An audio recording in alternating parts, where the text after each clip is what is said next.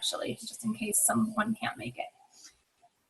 We wanted space in today's meeting to allow time for us to gather, for us to celebrate what we've been through, looking at all that we've been through over the past few months, to recognize where we are right now in this moment, and then also to look ahead and say, what's coming, and how quickly is it coming, and how can we really just feel really at ease and ready for what we're about to embark on together.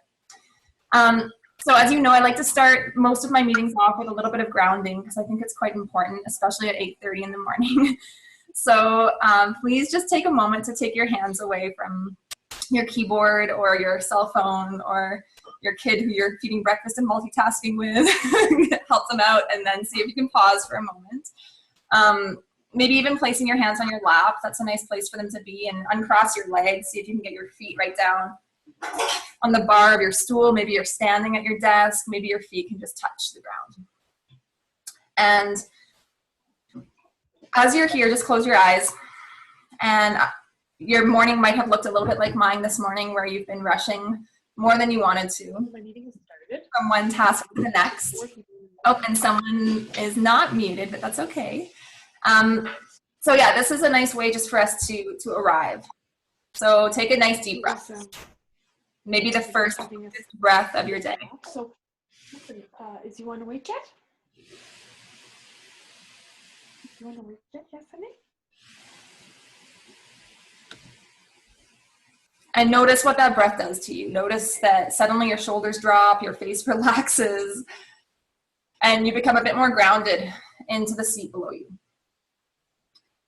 And from your seat, you can kind of feel your feet resting on the ground, and then you can recognize that the earth is just below that. And this idea that we're all connected on the same earth really helps me stay grounded in the work that I do when I'm sitting in my office at home by myself. I need to know that you guys are all out there, and there's a bunch of supporting colleagues that are in the same boat, and we're all kind of moving along this river together, the river of the learning year that we're about to embark on pretty much today. It really feels like this is a bit of the beginning for us. So even amongst the movement, just feel that support beneath your feet and draw that support up into your legs, right up into your heart. And know that that support stays with you for every moment of every day and this great work that we do. So then just take another deep breath.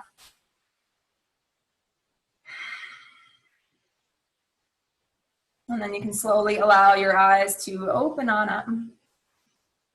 And maybe you notice that you're looking at your day a bit differently, just with a moment of that little intention being set. So if anyone came into the room while we were welcoming and grounding, thanks for being here. And our agenda topic that we're starting in with is our introductions. Because as you look around, likely there are a whole lot of faces that you're just seeing for the first time. And I encourage you to scroll down the screen. I have 3 pages. 41 people are now in the room with us. And that's pretty amazing. So scroll around, get a few faces, put a smile on so everyone can see your smiling morning face. And we'll introduce some of the key figures in our meeting today. You have probably noticed that Nikki is here, our self-design principal. Thank you, Nikki. I've lost her on my screen, but she's somewhere on one of these pages. You'll notice that we've got Catherine Dinham here, and Catherine is our educational program lead. And she'll be doing some of the hosting with the meeting with me today and speaking to a few of the questions that some of you have brought to me. We'll bring those forward to Catherine. We've also got Tracy Kennedy here today, and Tracy are, again, working in our educational program area under curriculum this year. And she's got a really strong focus in the grade 10 area. So again, she's another go-to person for us in our meeting today and as we move forward. I'm gonna mute Scotty, there we go.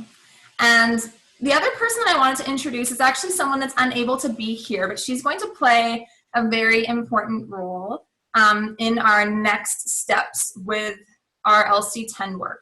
And this is Nancy Goldar. And some of you have worked with her in the past. She's our K-12 LC facilitator. She'll be the host of our LC10 Google support group. And we'll talk about that more at the end of the meeting today when I share with you that chart of who and where to go for what.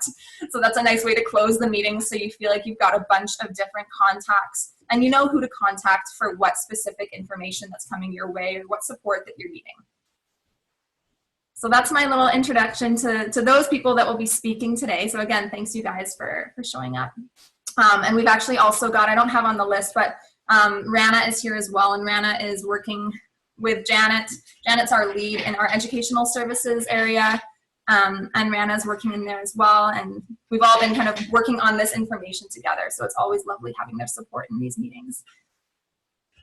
Okay, so where have we been? We together have been working on our LC10 orientation modules that have been created based off of the SEC module structure, and we've made these really specific for our LCs. Those of you that were LC K-9s, you notice a lot of it is repetition. And we really thanked you for moving through those with a bit of a different lens this year.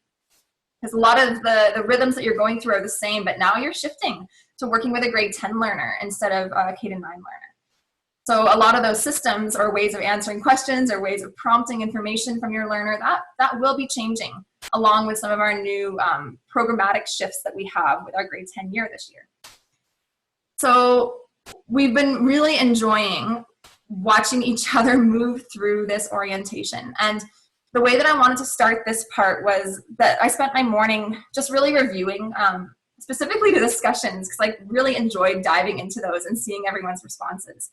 And the discussion that I wanted to start with today was looking at the Module 2 discussion. And that question was, who or what are you bringing with you? And this was a really beautiful one, because as I skimmed the responses, I was reading words like authenticity, forgiveness, humor, connections, presence, awareness, seeing the awesome, curiosity. And then I was seeing lots of people like Rudolph Steiner, Brent Cameron, my wife, my husband, my children, my teachers, my students, Dr. Gordon Newfield, Krishna Das. It was a really neat module to get grounded in why all of you are here. And the common theme that I saw was that each of you became an educator because someone or something inspired you. And that made a lot of sense, but it also helped me feel really excited about this next step that we're all taking together this year. Because when I look at all of you, I actually see that now your job is to take that inspiration and to share it with your learners and to share it with your families. And that's the contagious stuff in our work that keeps us coming back every year and signing that contract and saying, yeah, I want to be here. I want to be doing this. So there's another common thread that we all carry, and another gift that we can all share with our families and our learners. I'm just going to share my screen as we dive into a little bit of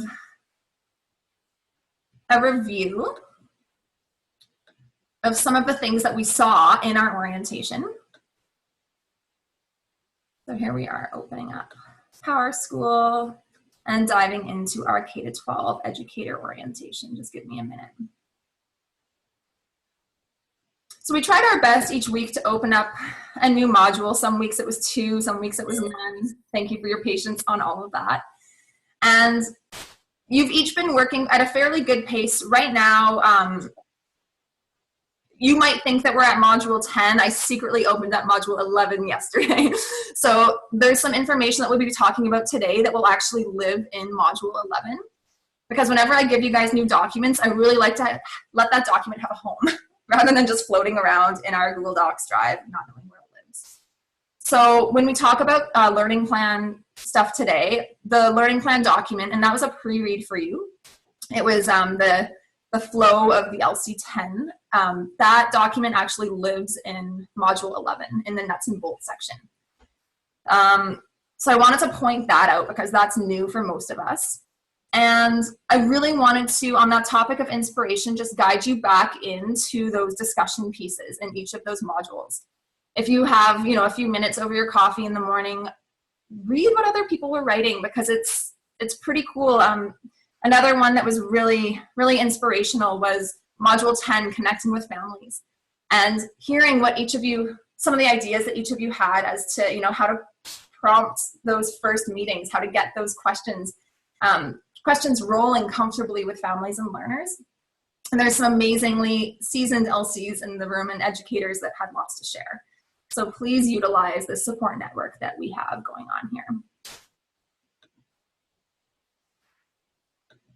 So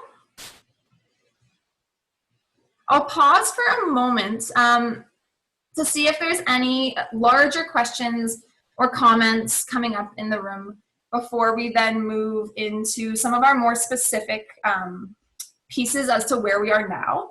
And when Catherine speaks to the where we are now, I actually have a few questions from Module 5 that you guys were asking me that we'll bring forward to Catherine. And I know she has the answers, so we're not jumping this on her.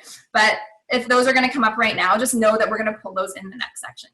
But let's just pause and see if there's anything coming up to the table before we move forward.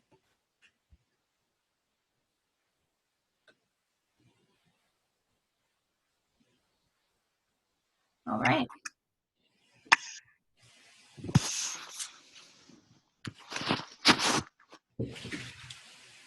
Fantastic. Okay, well, Catherine, if you're ready for me to pass the baton over to you, I would love to.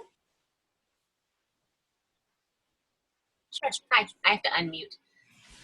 So on the agenda, where we are now is deep in getting everything ready for we are working long hours preparing, creating guidelines and how-tos for you so that you can step into your work next week with confidence. I'd actually love to just, the first thing on our agenda is the LC matching. I don't actually totally know where we are with that and how to accept or reject a learner. I'm hoping that maybe someone from Janet or Sherry or Rana could speak to that really quickly, and then we'll move on to the goods.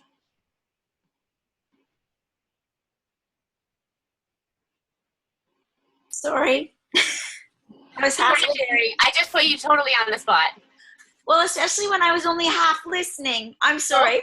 I was matching people. I know you've probably been up all night matching people. You're asking how people accept people? Is that what you're asking? Can you just give us kind of like a quick status update of how LC, I mean, I know it's been a challenge. Yes. Are grade 10 LCs being matched? Is that all working well?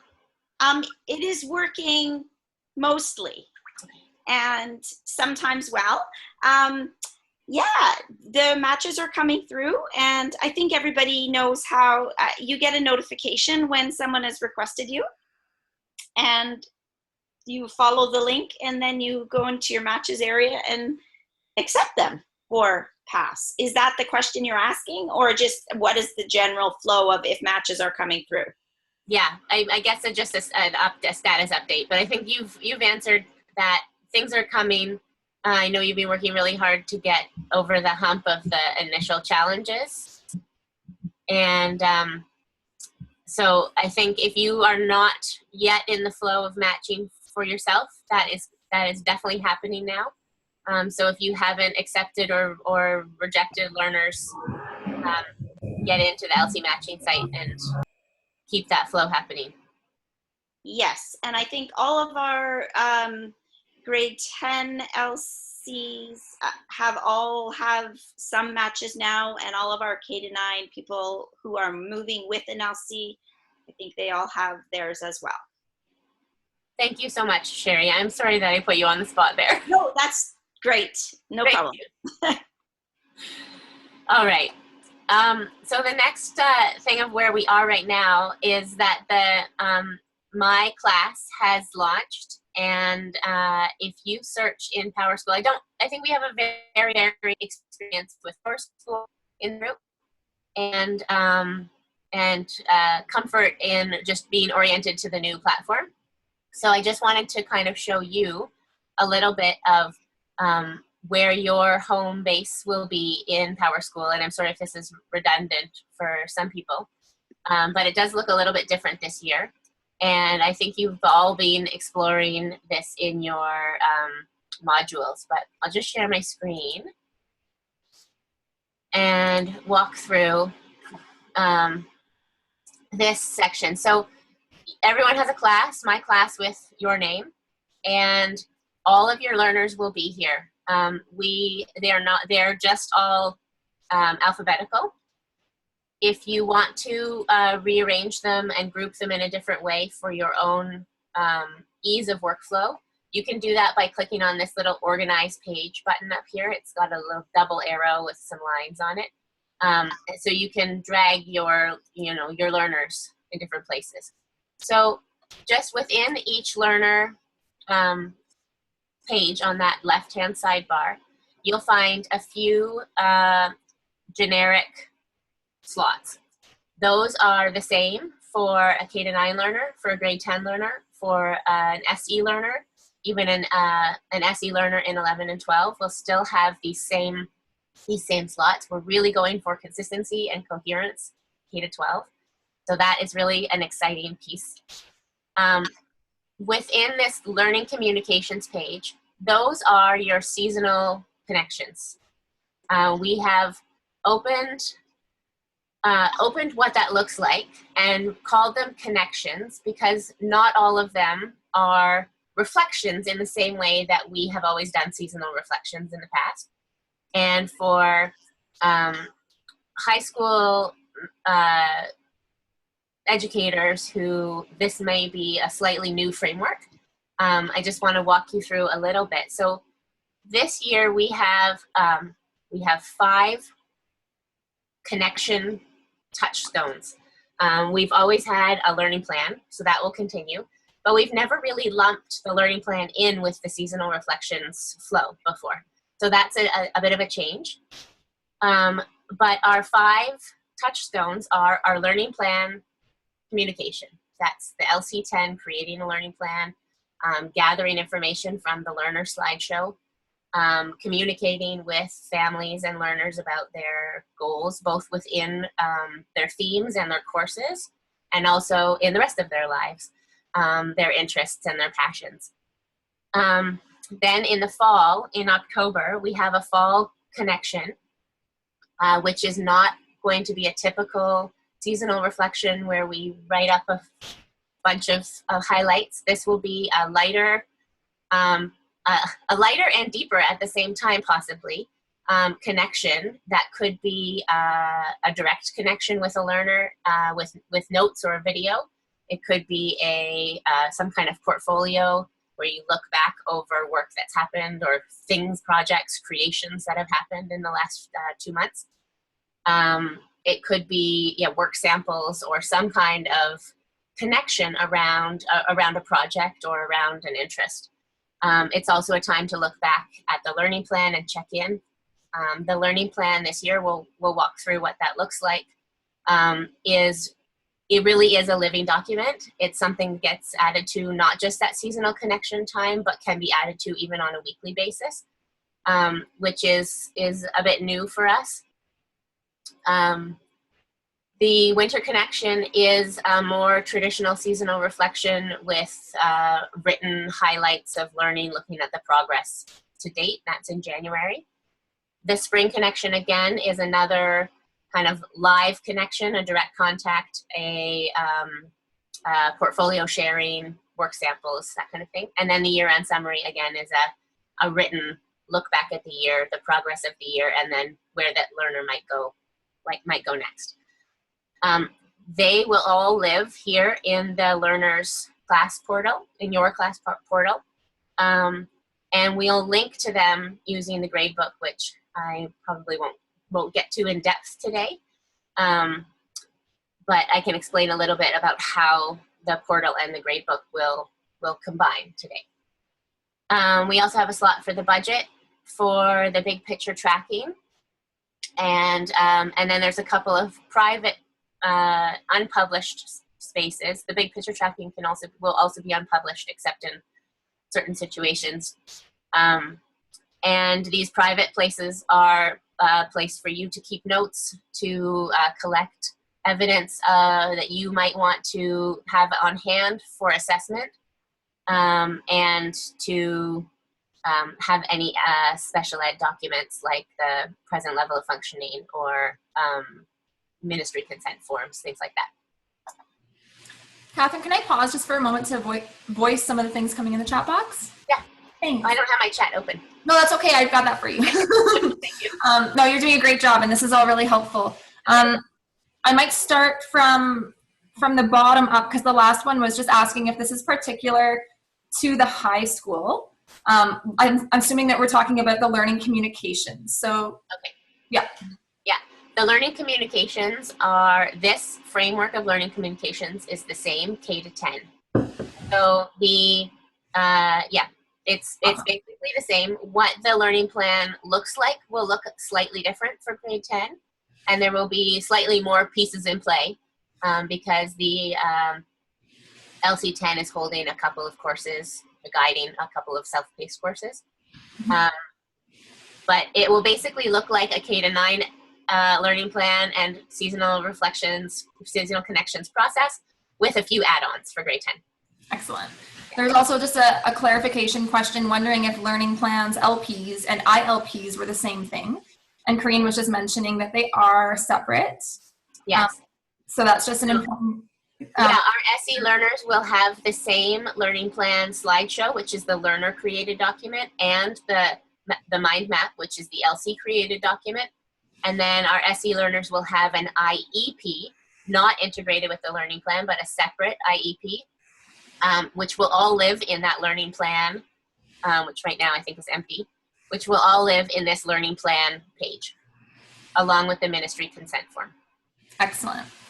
And then the last point was just a point from Sue mentioning that sometimes the first time you go to find your class, so My Class with Catherine, it might not pop up right away, and you might, so depending on how many classes that you are in, or if it's just maybe not been activated yet. What I've discovered is in the PowerSchool learning platform, if you haven't gone to a class for the first time, it will not appear up here in My Classes. My Classes is kind of like, it shows the last 5 learning classrooms that you've been in, and it shows ones that you have actively been to. So if you are looking for a class that you've never been to before, you have to go down to the bottom to classes, and you should be able to find it there. Or if you click on the P at the top left corner and you go to your home page, you'll see your classes here in this classes tab, but you can click on the extras tab, and things like the library will be in that extras tab. Everyone has access to the library, but until you've gone to it the first time, it won't appear in your list of classes. You'll need to find it on that extras tab. Catherine, sorry. Yeah. Hi. We've moved all of the classes to the front tab. Oh, okay. We're not splitting the dashboard in half anymore. Okay. Just So people would make it feel simpler if it was just all on the front. So I think that's a great plan. Thanks, David. yeah.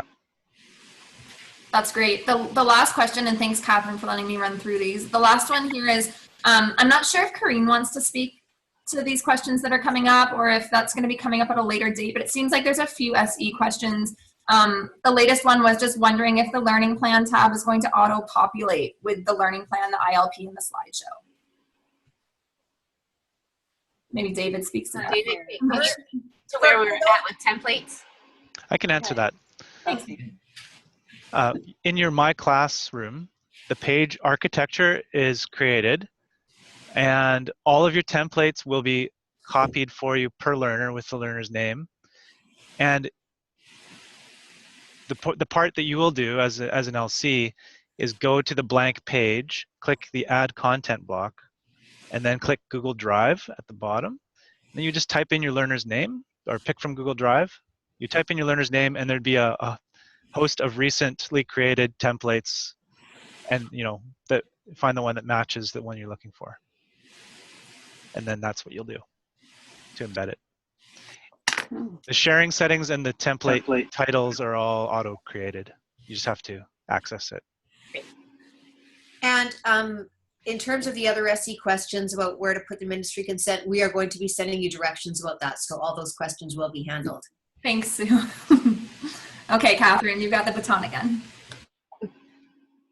Okay.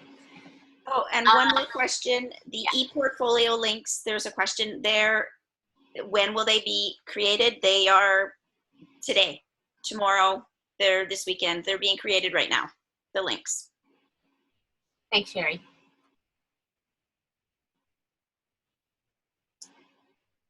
All right. I don't know where we are.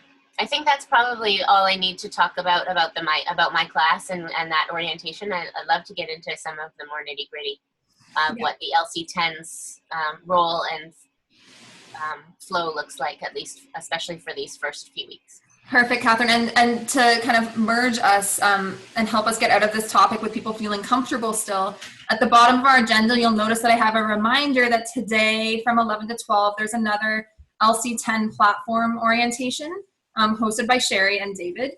So if you haven't been to, they had one yesterday as well. And if you haven't been, make sure you try to show up today or send another colleague to gather some notes for you, because those are helpful in just kind of getting comfortable with some of these online systems. Okay, and I want to invite Tracy, if you want to just step in. I'll continue to kind of guide us, but Tracy has been heading up the grade 10 project these last few months, and if I need help with clarity or forget something, or she has a detail to add, I hope you will. Okay, so I don't really know where to start. For the LC10s, just looking at the startup flow, I'd love to walk you through kind of how you will interact with your learners first. I think by doing that, we'll see kind of what the learner's perspective is. Actually, maybe I'll start with the learner. So the learner, I'll stop sharing my screen so I can see all your faces again. The learner will engage in the grade 10 program in a few different ways.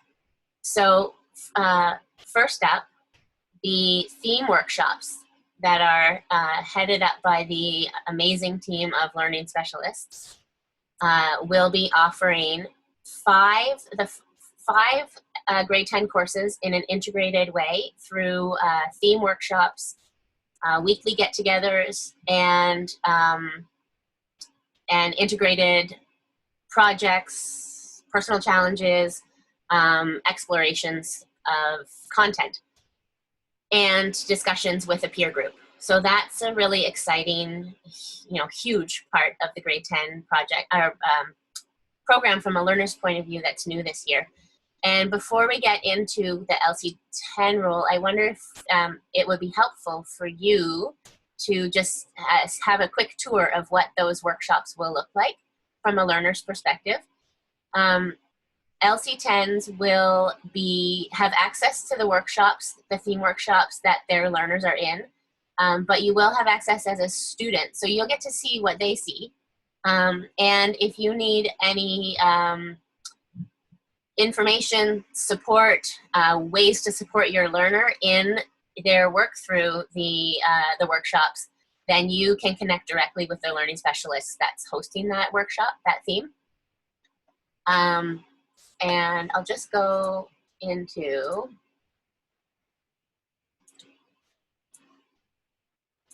okay. So this is what the themes look like. This is a lens on life. And it will look through the whole curriculum for math, science, socials, language arts, and media arts through the lens of storytelling, script writing, cameras, photography, filmmaking, that lens, which is, it's really exciting. The themes are really exciting. I want to take all of them. And I think that we'll have, some learners who will really jump around and do 4 different themes over the course of the year. And we'll have some learners who are passionate about something and just want to go deeper and develop their skills in a certain theme area.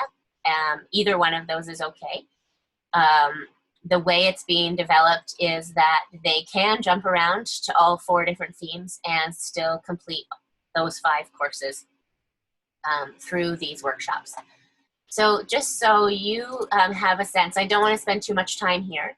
Each week, your learner will have a variety of experiences of things to watch, things to read, questions to answer, and things to do.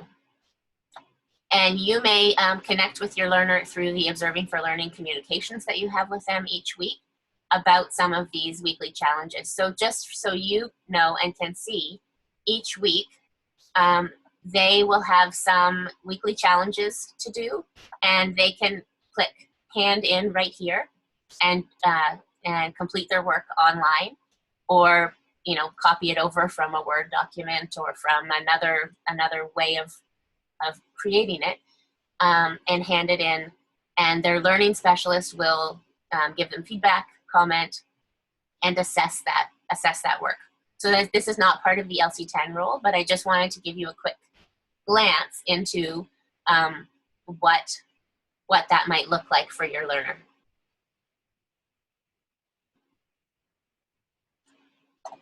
Weeks 1 through 6 have content like this. Weeks 7 and 8 are weeks that are set aside for their personal challenge.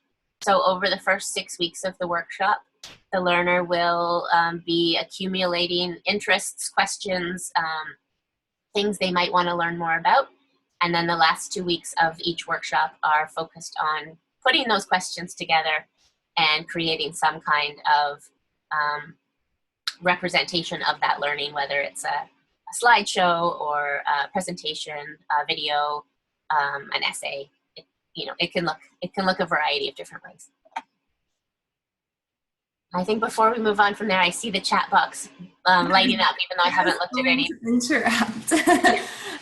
There's a lot that has been answered right directly within the chat box. But Okay. The last 3, I would say, are, and thanks to those of you who are jumping in with these answers as well, I appreciate that. The last 3, really, let's focus on those, and then we can see if that covers things. So Wendy was asking, is the learning specialist ensuring the learner is submitting everything on time each week, or is that the LC's role? I think it depends on the situation, whether that will be likely a combination. The learning specialist will be the one who knows whether or not the learner is engaging, and the responsibility starts with the learning specialist to notice, oh, the learner didn't show up to the workshop this week and I didn't know that they were going to be away. So maybe that's a connection that happens just directly with the LC10 through a quick email. Is learner sick? Is something going on that I don't know about? It could be that then you move on to a cat situation, and you bring cat in. But I think that the learning specialists will have that responsibility to be the first point, unless the LC knows something and reaches out. Learners let me know. Learner's mom emailed that they're terribly sick with the flu. He's not going to show up this week. So I think that kind of communication will just be a natural, organic flow between LC10 and the learning specialist. And then we have not created a kind of a strict protocol, but we would like to have some really clear guidelines about how long do you let it go? Who do you contact? Let's get CAT involved. Let's see what kind of support this family needs to continue on to be successful. It is hard with grade 10s. You get a little bit behind, and then it feels like you've got this huge pile of work to overcome, or a hump to get over. So I just think we're really a team, and I really see that the learner now is stepping into that place of being more responsible for themselves, but then they've got this team of LC, learning specialist, family, and then the greater support level of CAT, or LC assistant, those kind of things. I don't know if that answers the question. Thank you, Catherine. I think that's Great. The next question came in from Janelle. Uh-huh. I'm not sure if you guys can hear me okay. Yes. Okay. She was saying, when you note observing for learning, is the learner responsible for this in the program?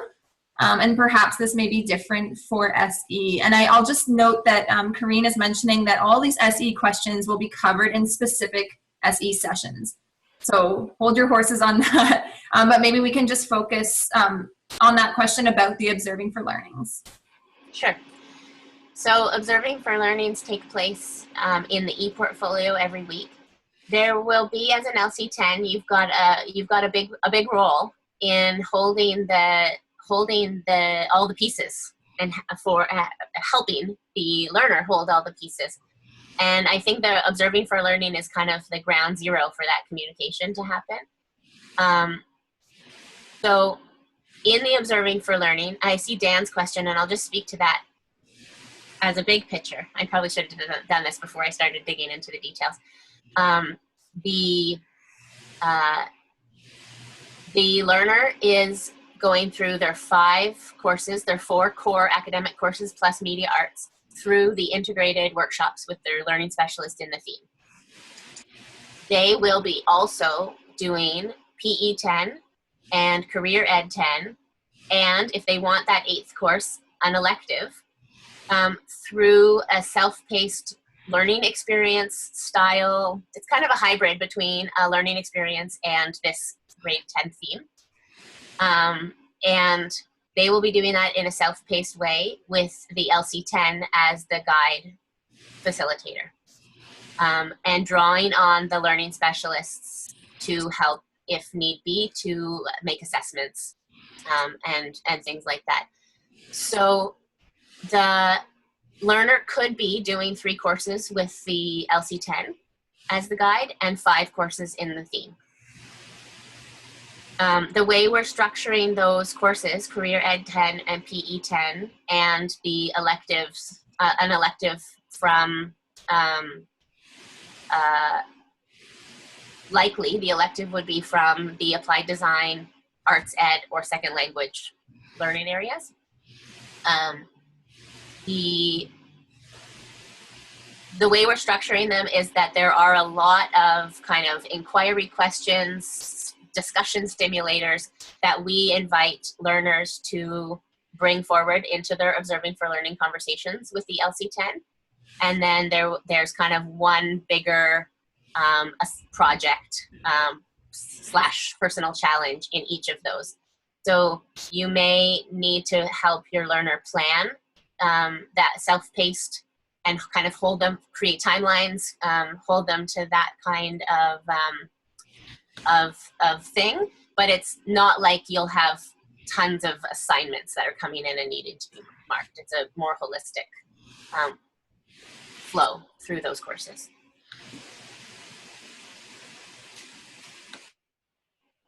I don't know if that answered the question or not.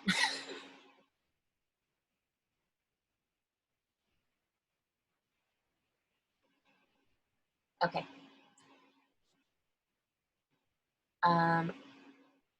Yeah, okay, so let me share my screen again, and I'll take you through just the, the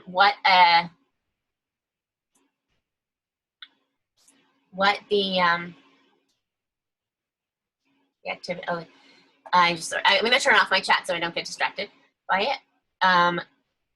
But yes, Sherry, the activities and questions that are kind of sprinkled throughout the PE 10 and the Career Ed 10 self-paced courses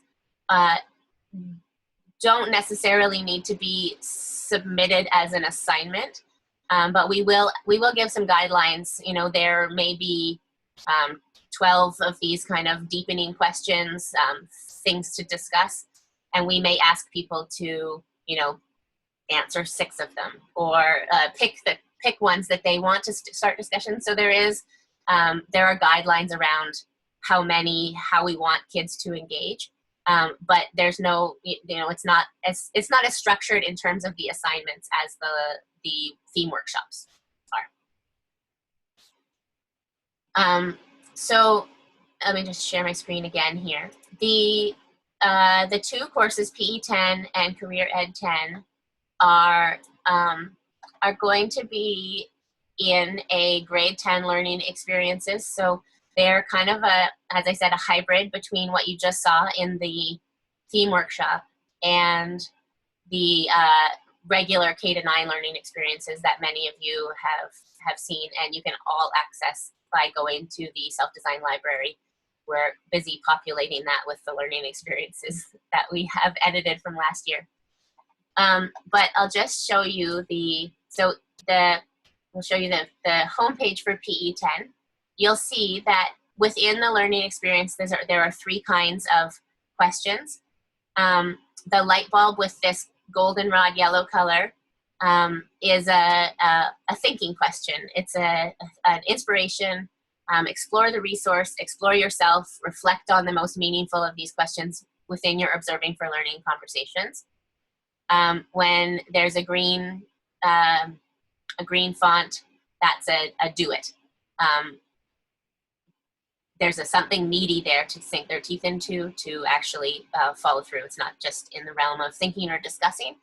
And then again, the red here is the deeper question. It's more self-reflective. It's that self-assessment and moving into the next realm. So those might be something that would stimulate interest or passion, or a question that may be picked up in a personal challenge or a later project. So you'll see the fall one of PE 10 is full of videos. Each video has a question.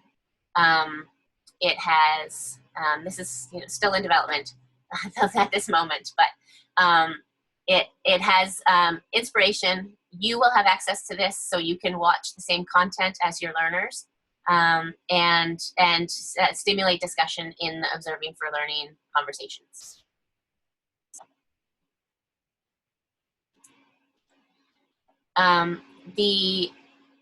I saw a question about the elective. The elective will also have a generic iDesign style course that we're building in as a learning experience similar to this. So there will still be seasonal markers, a fall section, a winter section, a spring and a summer section, which is consistent to the other grade 10 theme workshops.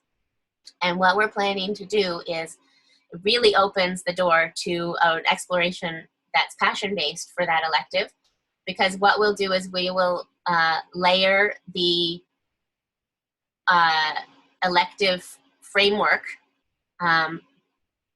template or learning experience on top of a passion content-based learning experience. So if a learner is interested in baking, that learner might have the baking and cooking learning experience and the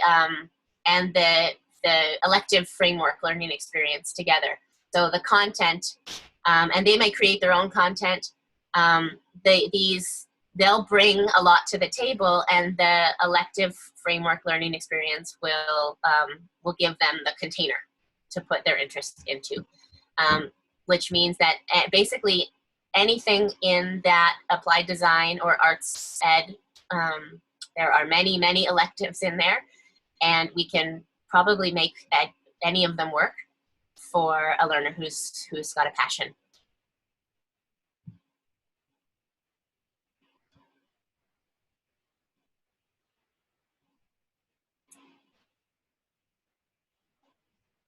I'm going to check back on the agenda and see where else we're headed. All right. So I think we've kind of looked at the theme, and we've looked at the part of the LC10's role through the Observing for Learning and through guiding learners through these 3 pace courses. I guess if kids wanted to take more than one elective, if they were keeners, then that could happen too. I'd like still to look at the weekly flow and the seasonal flow, at least for these first busy startup weeks. Next, does anyone have any questions before we move on? I just have a quick question. Can you hear me okay? Yeah. Hi, Dan. Hi. I'm wondering, because previously in iDesign it was the realm of the mentor to do the matching with all of the different pieces in terms of like learning standards and the work that was being done by the learner, right? So in this case, is that something that the library is handling? Like mostly the library is doing that kind of matching, Yes. right? Yeah. The library is doing all of the learning standard matching and tracking this year in all from K to 10. So the learning standards for I see that this connects to Megan's question as well. The learning standards for the 5 courses that are being covered through the theme workshops have already been tracked weekly to the learning that's covered each week. And they're consistent across the themes. So all the learners, all the learning standards for the fall are the same for all of the different themes. So that allows learners to have the ability to jump from theme to theme. Someone's not muted. I'm getting lots of feedback. I don't know if that, double check. The electives, the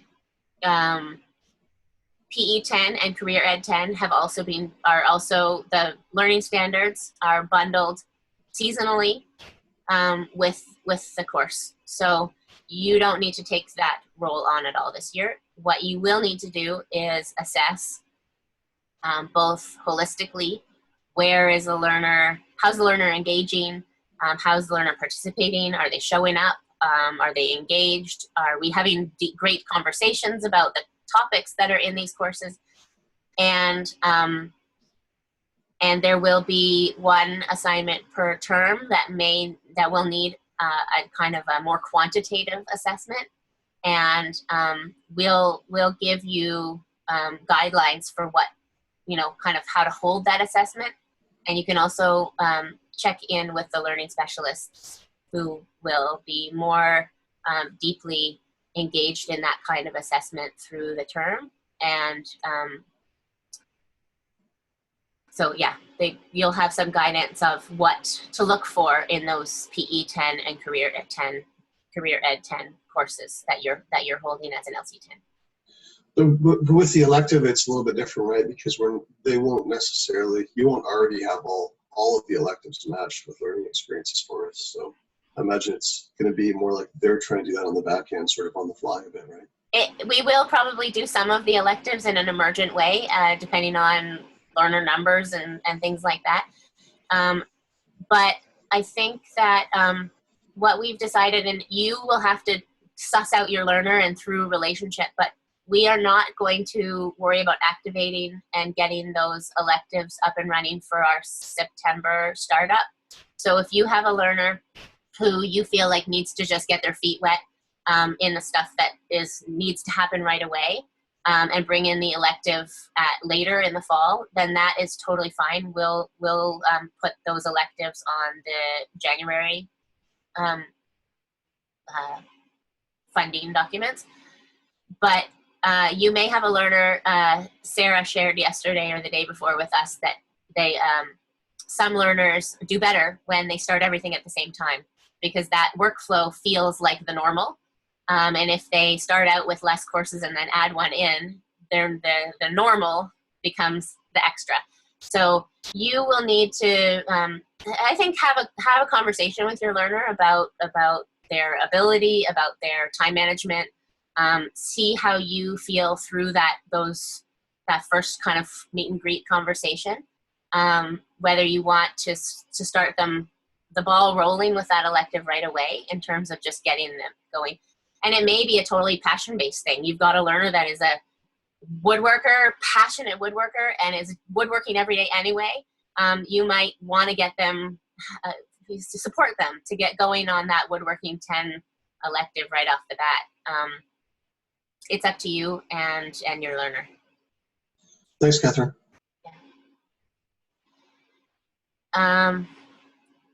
Okay, so I see Ev's question. I think that leads us well into looking at the learning plan.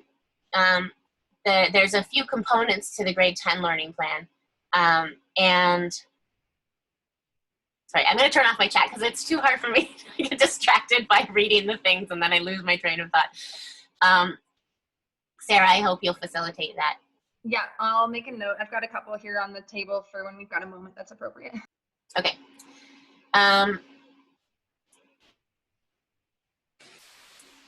So, like to, let me just get myself set up in the background here.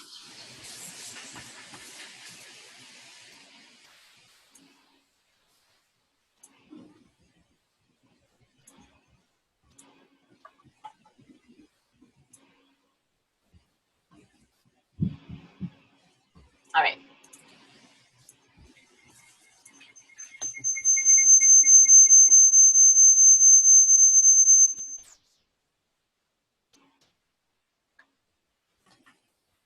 All right. So the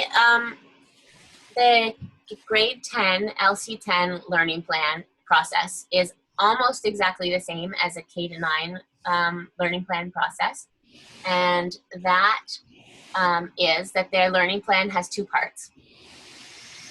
It has a learner-created slideshow, which is a Google slideshow, and it has an LC-created mind map, which is done on Coggle, and it's a really easy to use, quite intuitive mind mapping software.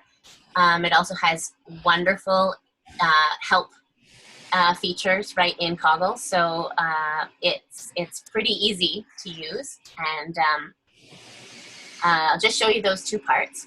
So the beginning of the year, the learner will fill out this learning plan.